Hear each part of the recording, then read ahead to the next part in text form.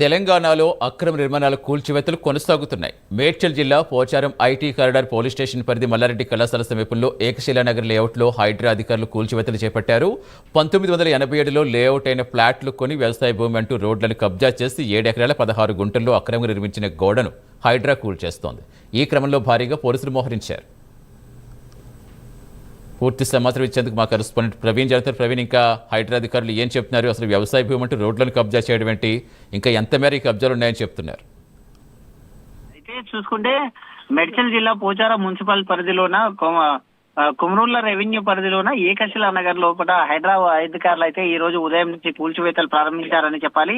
అదేవిధంగా ఏకశిలా నగర్ లో గల ప్రైవేట్ సర్వే నంబర్లు అయినటువంటి 739 నుండి 749 వరకు మొత్తం టోటల్ గా 10 సర్వే నంబర్లు ఉన్నాయి.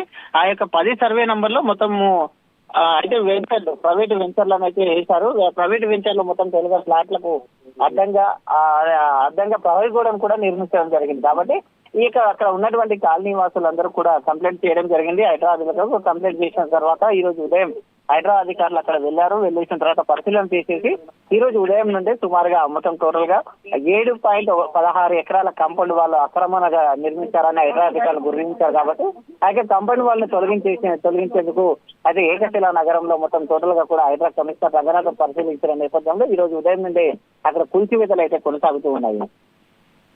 Right, thank you Praveen.